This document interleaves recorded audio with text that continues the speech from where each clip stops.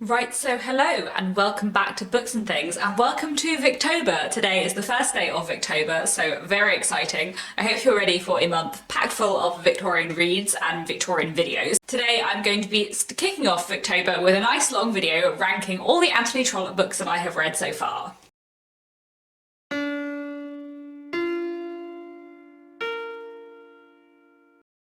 So, Anthony Trollope is one of my favourite Victorian authors. I think he's a wonderful, wonderful writer, and he is also a writer who was very prolific. He wrote 47 novels during his lifetime, which is quite a lot. So far I have read 26 of his novels, and I've also read a short story collection of his Christmas stories, but I'm not going to be worrying about the Christmas stories today. Today I'm just going to be ranking the 26 novels by Anthony Trollope that I have read so far.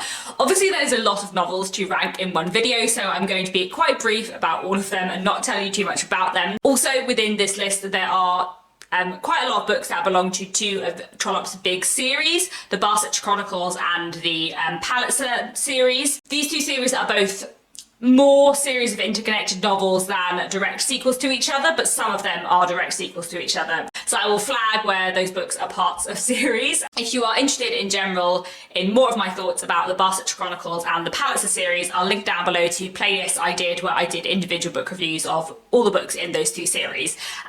But for now, I'm just gonna go through the 26 books by Anthony Trollope I've read in order from my least favourite to my favourite, and we'll try and rank them. This is gonna be quite a loose ranking. There are a couple of books by Anthony Trollope that I didn't enjoy very much, which make up the bottom four, and then there are some books by Anthony Trollope which are my absolute favourites at the top, and then most of the rest in the middle is just books that I really like. The ranking is a little bit vague and arbitrary, but nonetheless I thought it'd be fun to do, so let's get into the books. So at the bottom, at number 26, my least favourite Anthony Trollope book is Phineas Redux.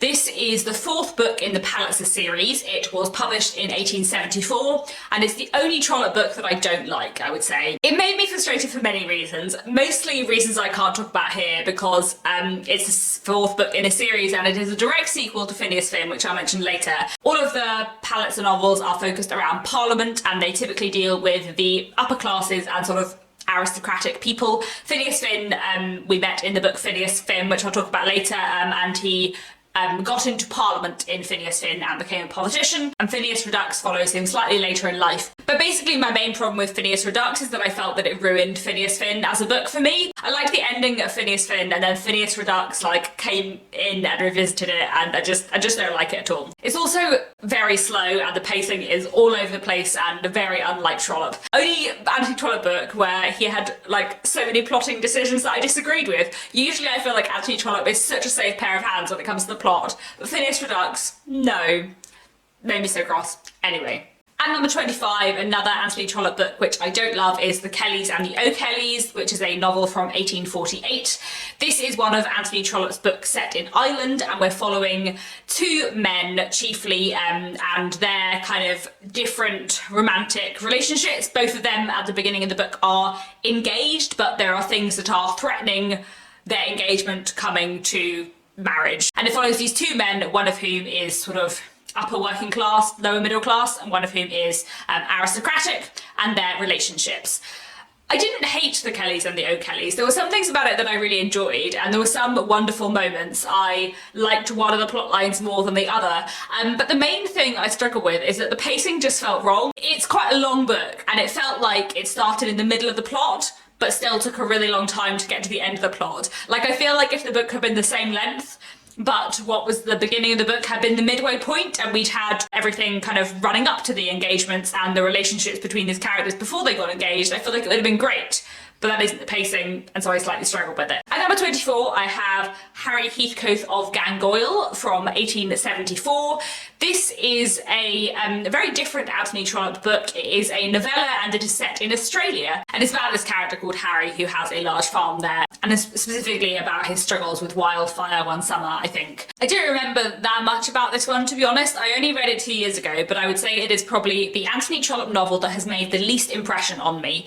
I just didn't love it, and I didn't get very much out of it, and I kind of forgot about it after I've read it, which is never the case usually with Anthony Trollope, so that's why that's so low on this list. Anyway, moving on. At number 23, we have the Eustace Diamonds from 1873. This is the third book in the Palliser series. So in the Eustace Diamonds, we're following various characters, one of whom is Lizzie Eustace, who is a young widow who is a bit scheming and a bit selfish. And there are some diamonds which she claims that are her right to own because her husband gave them to her before he died. But her late husband's family say no, the diamonds belong to the family.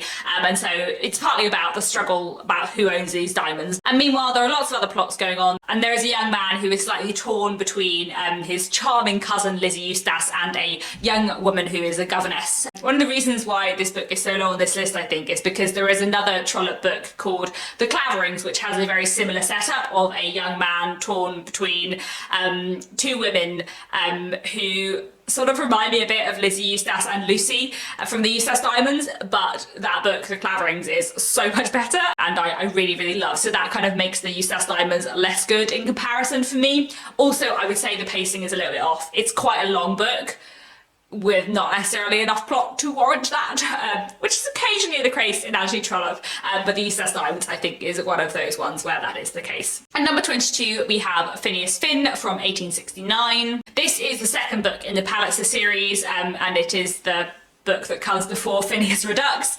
So Phineas Finn I have mixed feelings about. I really enjoyed Phineas Finn when I read it the first time. It follows a young man called Phineas Finn who moves from Ireland to London in order to try and make a name for himself in politics. He's very young, he doesn't really have very much money and he doesn't really know what he's doing, and it's all about the kind of chaos of him trying to get into Parliament, as well as his being torn between three very, very different women. Phineas Finn himself I find a little bit frustrating, but the secondary characters, especially the female secondary characters in Phineas Finn, are really great.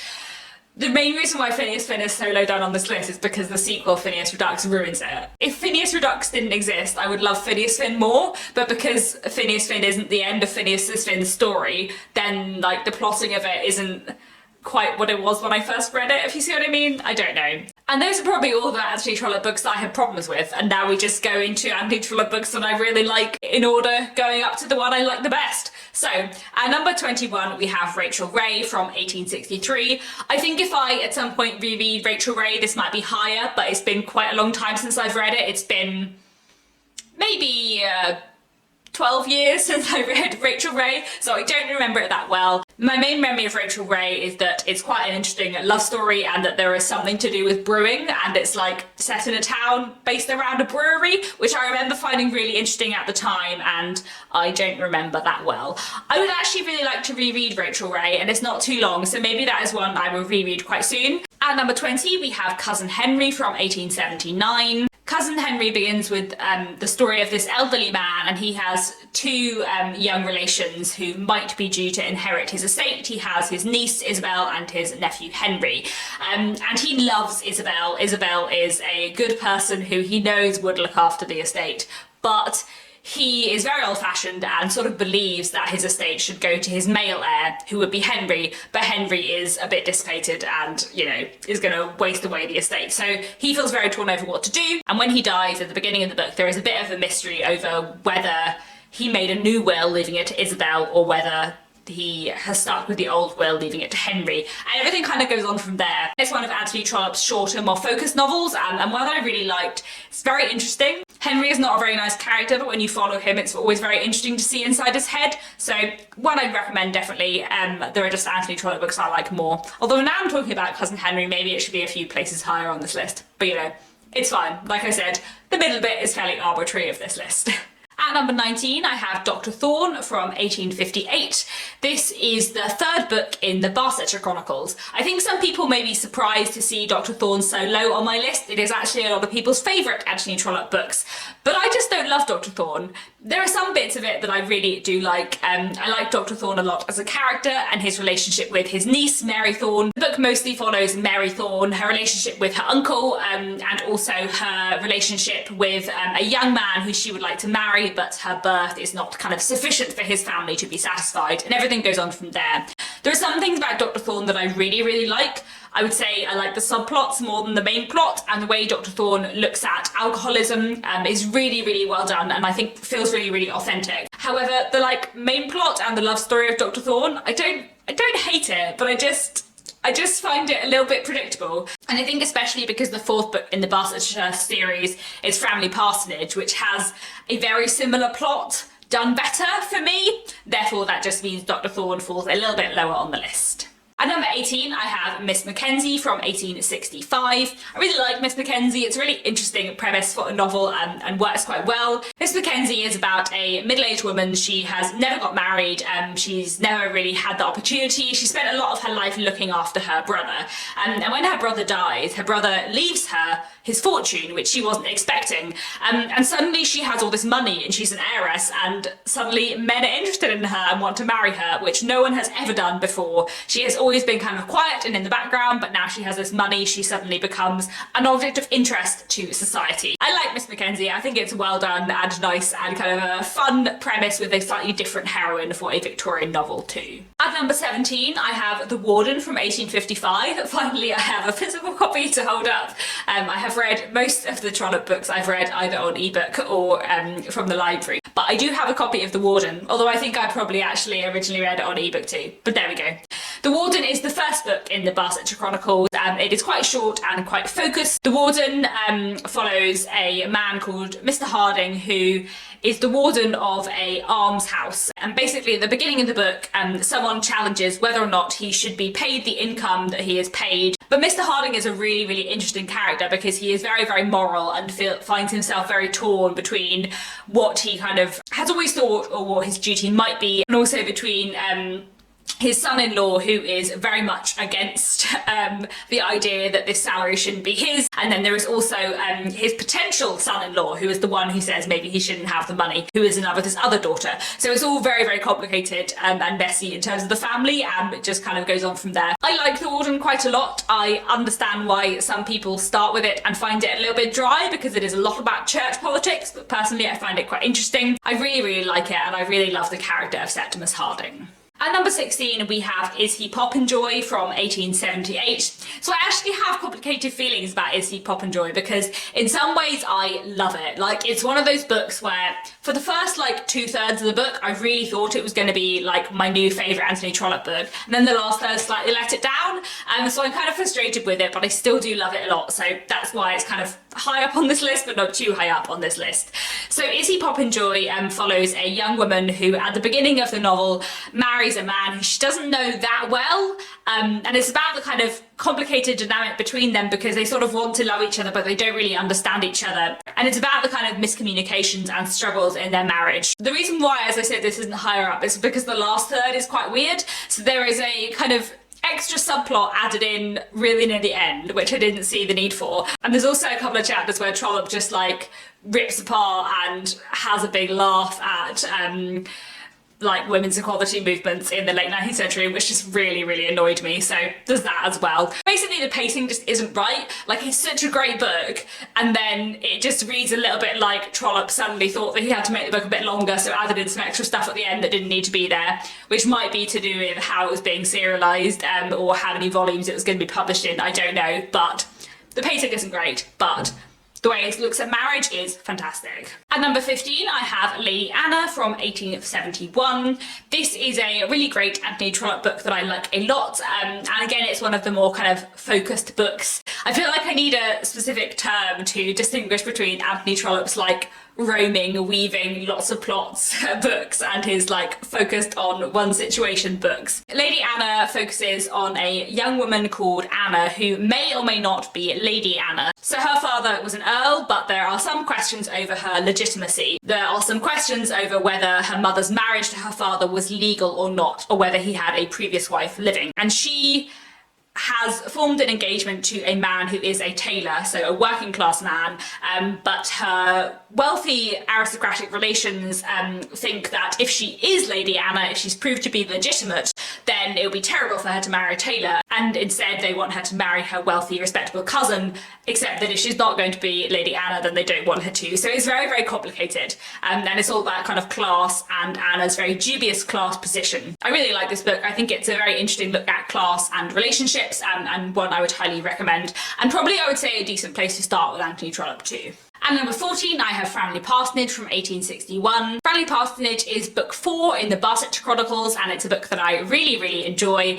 It follows a young clergyman who lives at Framley Parsonage, and he is recently married, and he kind of wants to get into society a bit more, and he's a good clergyman, but also he liked to be a bit more sophisticated. So he kind of makes friends in the wrong places and everything goes on from there. And meanwhile, there's also a subplot with his younger sister who is not that wealthy, but attracts the attention of a very wealthy neighbour of theirs. So everything kind of goes on from there, and it's just a really wonderful read. I especially love Lady Lufton, who is one of the neighbours, and she is one of Trollope's best characters. At number 13, we have Can You Forgive Her, which is a novel from 1865, and this is the first book in the Palliser series.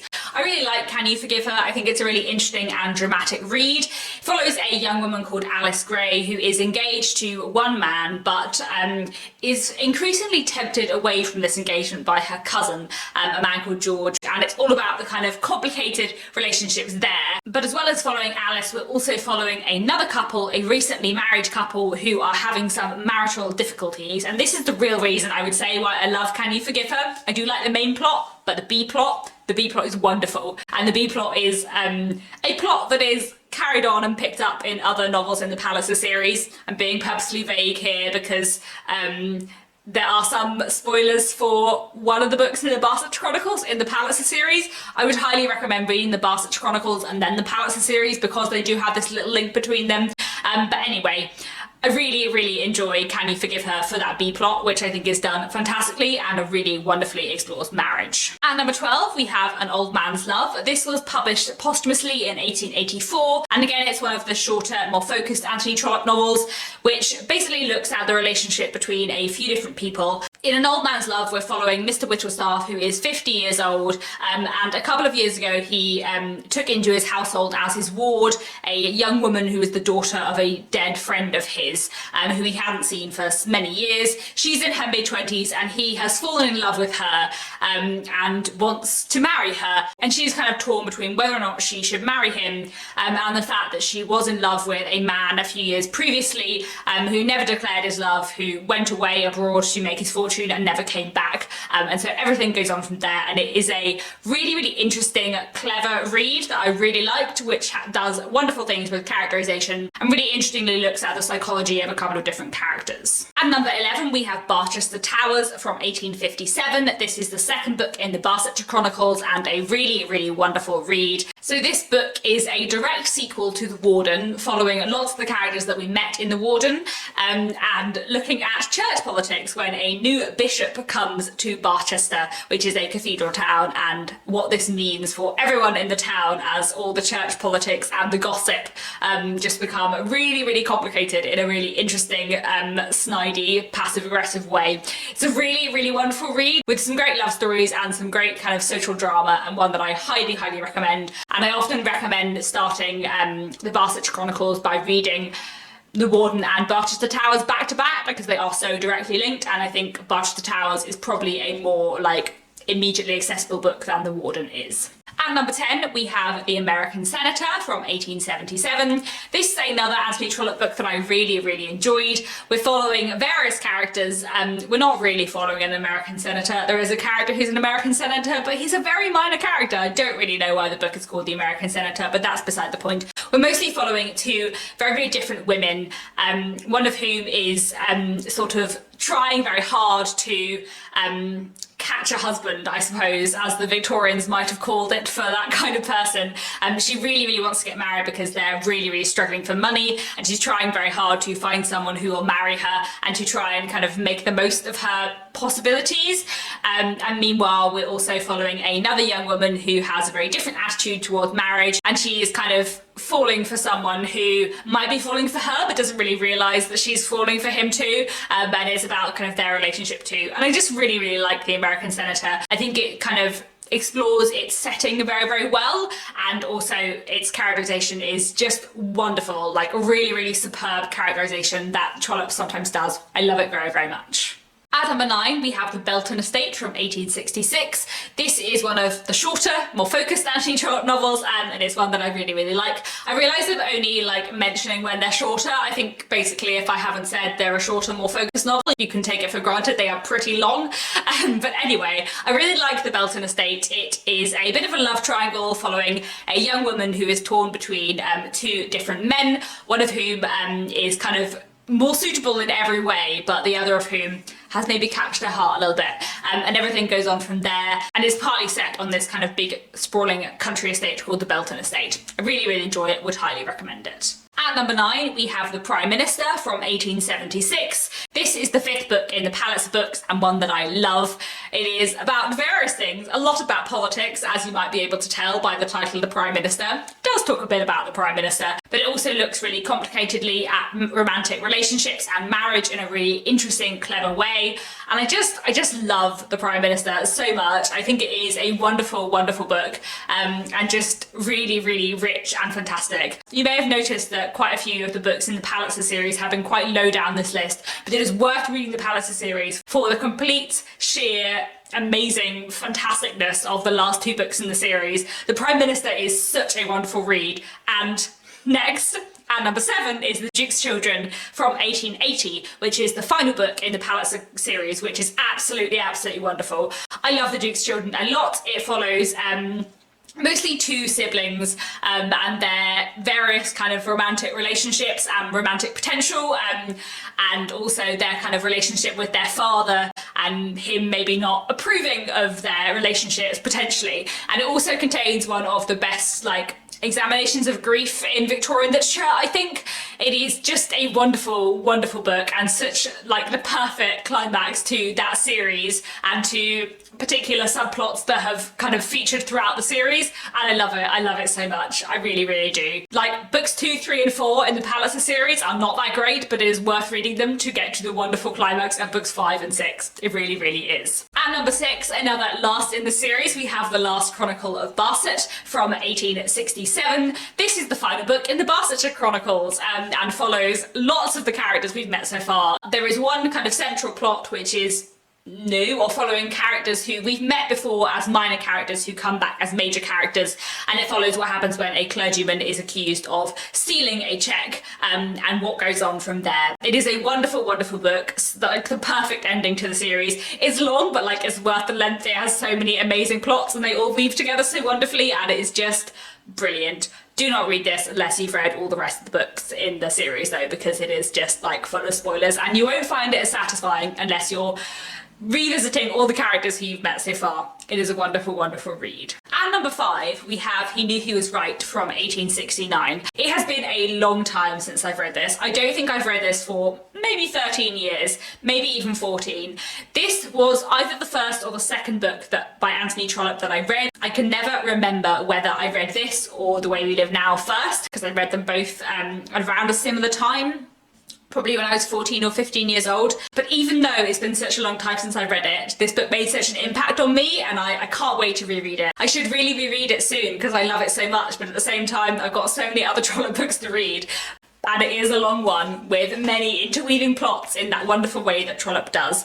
So the main focus of this book is on a married couple. They get married very near the beginning of the book, and soon after they're married, the husband starts to think that his wife is having an affair. And basically this book looks at what that does to their relationship, what it does to everyone around them, and what it does to them as people. And it is wonderful and fantastic and so clever and so well explored, and such a brilliant character study, but also all the B plots and all the subplots going on in the background are also wonderful and also rich and also clever, and I just love He Knew He Was Right a lot. I really, really want to reread it actually. Maybe I should just get myself an audiobook and reread it, because it would be great to do so. At number 4, I have Theclaverings, which is a novel from 1867. I think, to be honest, when I reread He Knew He Was Right, it will bump above Theclaverings, but for now, we're putting Theclaverings here. Theclaverings looks at a young man who finds himself torn between 2 very different women. A woman who he was in love with some time ago, who he sort of got over, but then she becomes available again, and he is a little bit drawn towards her, and then the much more steady, sensible, but less upper class woman who he has met in the meantime, who would be perhaps the more sensible choice. And it's about his relationship with these 2 women, and also his relationship with his family, and it has some wonderful subplots as well. I really like the subplot to do with one of his sisters, and I just think it's a really, really great read with just everything that Trollope does well. It's not one of his really short ones, but it is not one of his really long ones either, so maybe a great place to start with Anthony Trollope too. It is such a great read with really wonderful love stories, and I really, really enjoy it. At At number 3, I have Dr. Wertel School, which is a novel from 1881. This is a novel which I always recommend as a great place to start with Anthony Trollope because it's very short, it's very focused, it's very good, and it looks really interestingly at social issues in a way that will help introduce you to Anthony Trollope.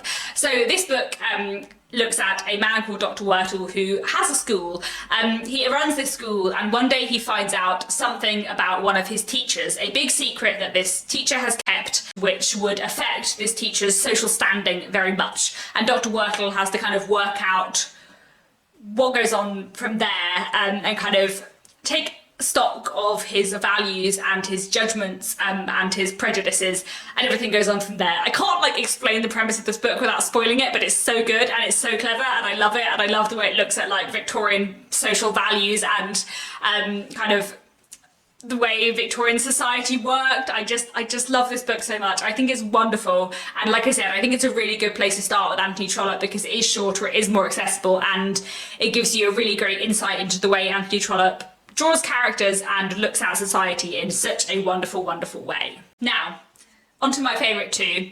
Which of these is my absolute favourite would change like day by day, so you know, they're basically joint number 1, but we're going to vaguely put them in an order, and we're going to say that for now, in second place is The Way We Live Now from 1875.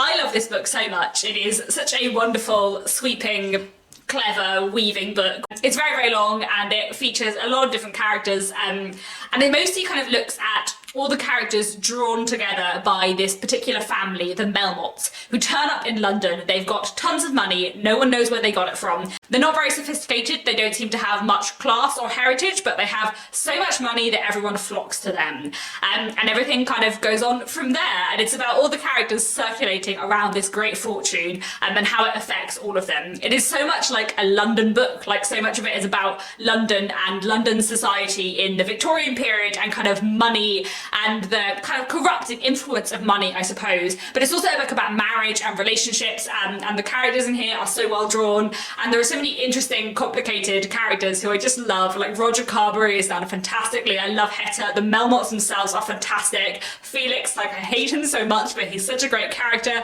And even like the minor characters in this are just amazing. Like I just love it so much, guys. I just completely adore it. It's so very good. At number 1, probably my favourite Anthony Trollope book. Yeah, I think it probably does beat The Way We Live Now.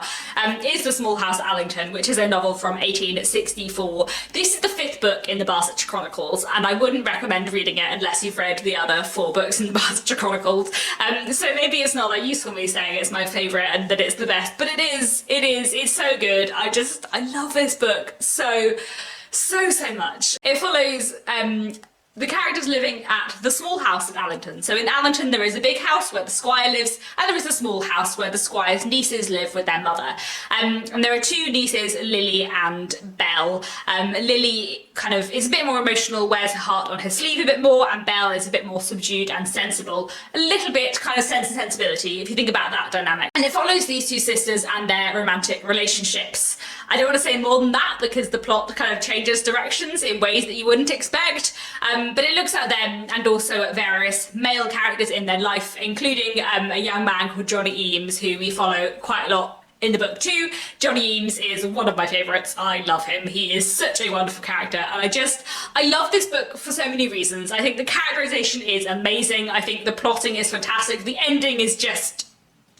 I can't explain why I love the ending so much without spoiling it, but I love this book and I love the plot of it so much, and I just adore this book in every way. I think it is fantastic, brilliantly paced with wonderful characterization, brilliant exploration of marriage and gender and class. I just love it. I just love it so much. So there we have it. Those are 26 novels by Anthony Trollope and the order in which I like them.